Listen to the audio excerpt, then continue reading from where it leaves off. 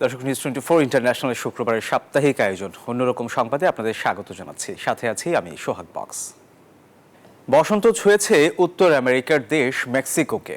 বেগুনি নীল রঙের নয়নাভিরাম জ্যাকারান্ডা ফুলে ছেয়ে গেছে পুরো দেশ, যার রূপে মুগ্ধ সবাই, মুগ্ধ দেশি বিদেশি পর্যটকরাও। এমনকি বর্ণিল জ্যাকারান্ডার আকর্ষণে সেখানে ভিড় করছে পাখি, মৌমাছি এবং প্রজাপতিরাও।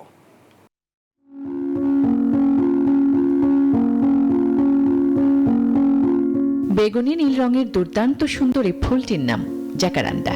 জ্যাকারান্ডার পাতা দেখতে অনেকটা বাংলাদেশি কৃষ্ণচূড়ার পাতার মতো।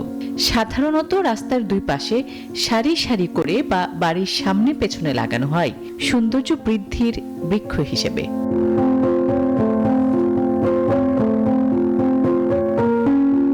মেক্সিকোতে এখন বসন্ত চলছে। বসন্তে জ্যাকারান্ডা ফুলে ফুলে মেক্সিকোর রাজধানী যেন বেগুনি নীল আভায় ছেয়ে গেছে, যার সৌন্দর্য চোখে না দেখলে বিশ্বাস করা কঠিন।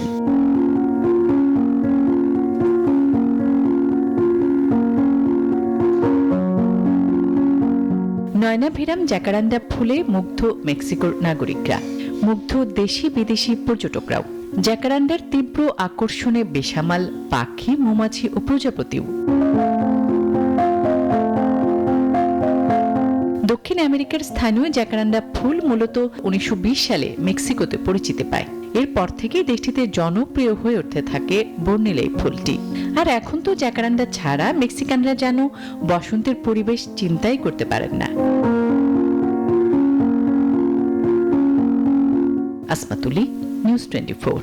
কৃত্রিম হৃৎপিণ্ড নিয়ে কোনো মানুষ বেঁচে থাকতে পারে, তাও আবার প্রায় 3.5 মাস। অবাক করা হলেও অস্ট্রেলিয়াতে ঘটেছে এমন ঘটনা।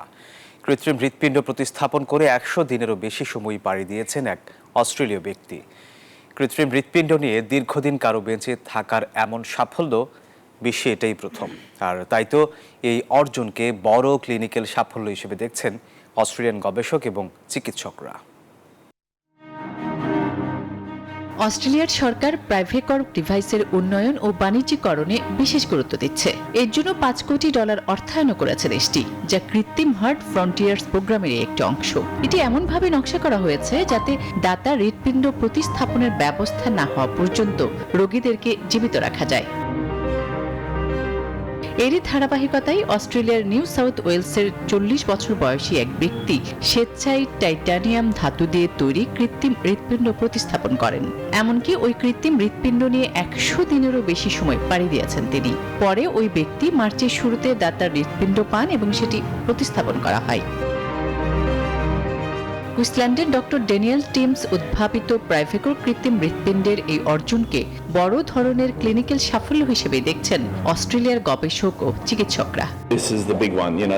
অস্ট্রেলিয়ার চিকিৎসার ইতিহাসে এই যুগান্তকারী সাফল্যের অংশ হতে পারা আমাদের জন্য সত্যিই গর্বের।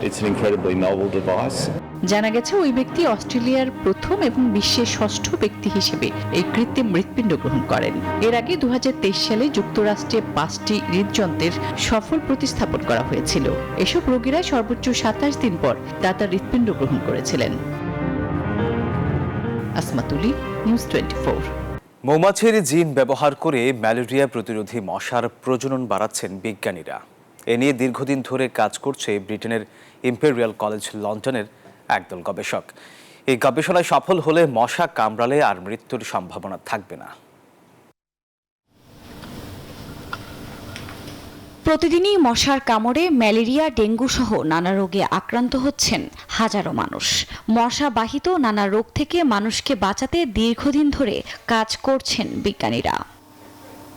এরই ধারাবাহিকতায় এবার ম্যালেরিয়া প্রতিরোধী জিএম মশার প্রজনন বাড়াতে কাজ শুরু করেছেন ব্রিটেনের একদল বিজ্ঞানী। গবেষণার নেতৃত্বদানকারী অধ্যাপক জর্জ ক্রিস্টোফাইটস জানান, মশার জিন পরিবর্তন করতে মৌমাছি এবং আফ্রিকান ব্যাঙ থেকে নেওয়া জিন ব্যবহার করা হচ্ছে, আর এটা মশার ভেতরে ম্যালেরিয়া পরজীবীর স্বাভাবিক বৃদ্ধিকে বাধা দেবে। জেনেটিক্যালি মডিফাই করে মশাদের জিনগতভাবে ম্যালেরিয়া সংক্রমণে অক্ষম করে তোলাই এই গবেষণার লক্ষ্য। এটা একটা জরুরি অবস্থা। মানবজাতির ইতিহাসে ম্যালেরিয়া হলো মানুষের একমাত্র বৃহত্তম হত্যাকারী। এ এই গবেষণায় সফল হলে মশা কামড়ালে আর মৃত্যুর সম্ভাবনা থাকবে না বলেও জানানো হয়।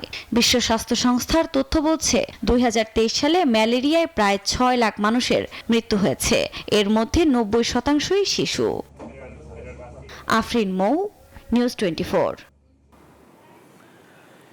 বিষণ্ণতা এবং দীর্ঘস্থায়ী অসুস্থতার মতো মানসিক স্বাস্থ্য সমস্যাগুলির চিকিৎসায় নতুন পদ্ধতি ব্যবহার করছেন সুইজারল্যান্ডের ডাক্তাররা। এর চিকিৎসায় রোগীদের বাগান এবং শিল্প প্রদর্শনীতে হাঁটার পরামর্শ দিচ্ছেন তারা। ব্যাপারটি এরই মধ্যে বেশ সাড়া ফেলেছে।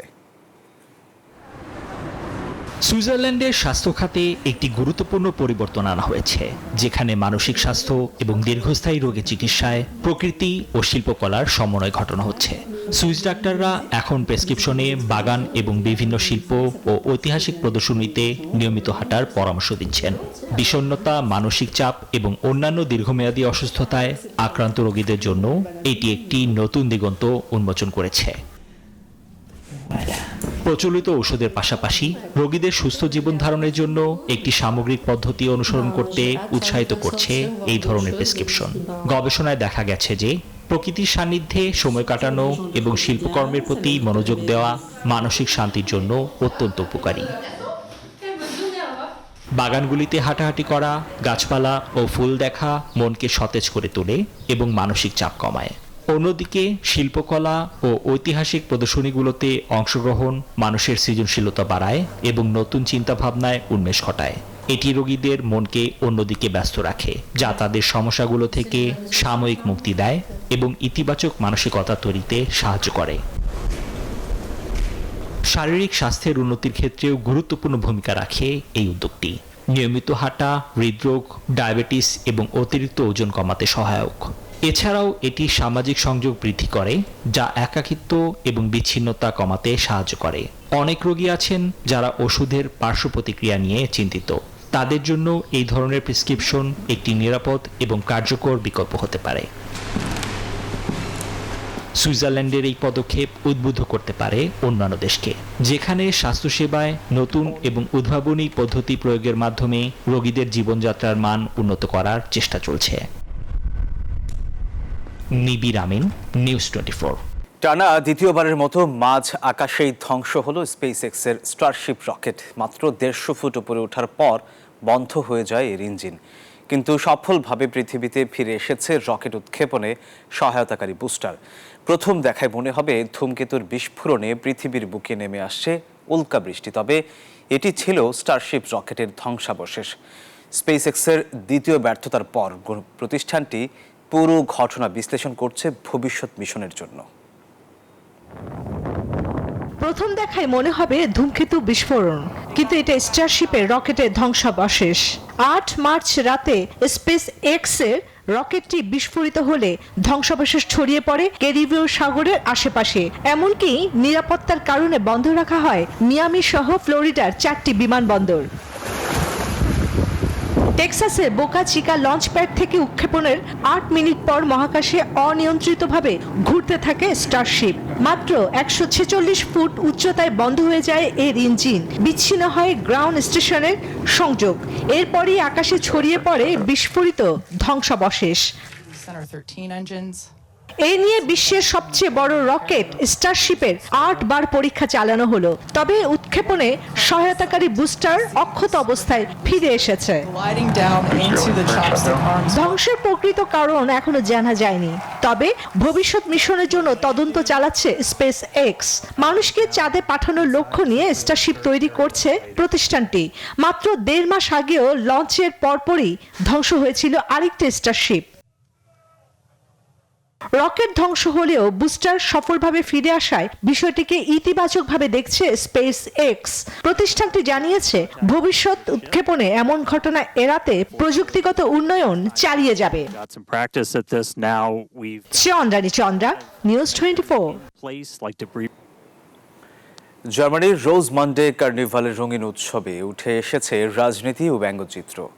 ট্রাম্প, পুতিন এবং ইউক্রেন যুদ্ধ থেকে শুরু করে কট্টর ডানপন্থী দল এএফডি সবকিছুকে ব্যঙ্গাত্মকভাবে উপস্থাপন করা হয় এই শোভাযাত্রায়। তবে দেশটিতে সাম্প্রতিক সন্ত্রাসী হামলার কারণে কার্নিভাল ঘিরে ছিল কঠোর নিরাপত্তা ব্যবস্থা। জার্মানির বিখ্যাত রোজমান্ডি কার্নিভালে সাংস্কৃতিক অনুষ্ঠান ও মনোরম শোভাযাত্রার মাঝে উৎসবের আমেজে দিন কাটান অংশগ্রহণকারীরা। এবারের আয়োজনে সবচেয়ে বেশি নজর কেড়েছে রাজনৈতিক বিদ্রুপাত্মক ভাস্কর্যগুলো। মার্কিন প্রেসিডেন্ট ডোনাল্ড ট্রাম্প ও রুশ প্রেসিডেন্ট ভ্লাদিমির পুতিনের হাত মেলানোর মাঝে ক্লিষ্ট হয়ে যাচ্ছে ইউক্রেন।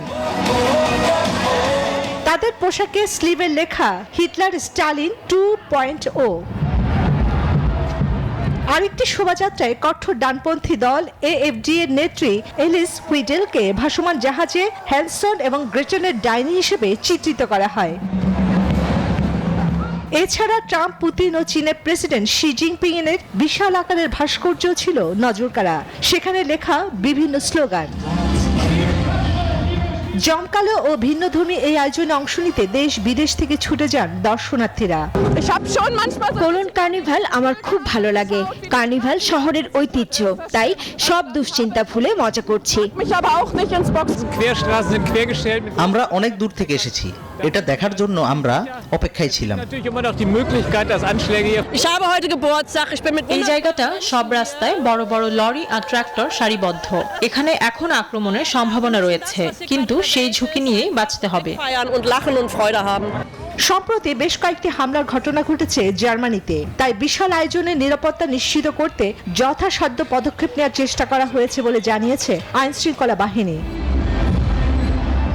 উৎসবের উচ্ছ্বাস আর রাজনৈতিক বিদ্রুপ মিলিয়ে এবারের আয়োজন ছিল রঙিন ও ব্যতিক্রমী। চন্দ্রানী চন্দ্রা, নিউজ 24। বসন্তের আগমনে নতুন সাজে সেজেছে চীনের বিভিন্ন অঞ্চল। রঙিন ফুলে ছেয়ে গেছে দেশটির চংকিং শহর। বসন্ত ঋতুর সতেজ সৌন্দর্য উপভোগ করতে প্রতিদিনই ভিড় জমাচ্ছে হাজারো মানুষ। প্রথম দেখায় মনে হতে পারে এ যেন কোনো রূপকথার জগতের দৃশ্য কিংবা শিল্পীর রং তুলিতে আঁকা ক্যানভাস।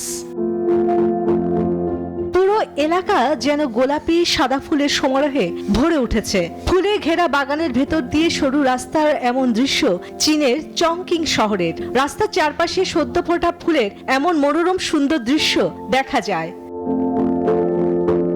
দর্শনার্থীরা পায়ে হেঁটে আশেপাশের সৌন্দর্য উপভোগ করতে ব্যস্ত। পর্যটকদের আগমনের ফলে হোমস্টে এবং স্ট্রবেরি সংগ্রহের খামার সহ সংশ্লিষ্ট ব্যবসাগুলো বেশ প্রসার লাভ করছে। উত্তর পশ্চিম চীনের সাংশি প্রদেশে কিনলিং পর্বতমালায় নিংশাং কাউন্টিতে ফুল ফোটার পর্যায়ে প্রবেশ করেছে, যা থাকবে মার্চের মাঝামাঝি পর্যন্ত। পাশাপাশি নিজেদেরকে ফুলের সঙ্গে ক্যামেরাবন্দি করতে রাখতে দেখা যায় অনেককে। বসন্ত ফুলের এমন প্রাকৃতিক সৌন্দর্য তাদেরকে আকৃষ্ট করেছে বলে জানায় চীনে ঘুরতে আসা পর্যটকরা। আগে খুব কম লোকের সমাগম ছিল, ফুল সমারোহে এখানে আরো বেশি লোক আসছে। ফেব্রুয়ারিতে একে ফুল ফোটা মার্চের মাঝামাঝি পর্যন্ত স্থায়ী হবে বলে আশা করা হচ্ছে। চীনের দক্ষিণ পশ্চিমাঞ্চলে অবস্থিত চংকিং শহরটির চোখ ধাঁধানো বসন্তের দৃশ্যের জন্য বিখ্যাত। আর এই ছিল সংবাদে। ধন্যবাদ সবাইকে।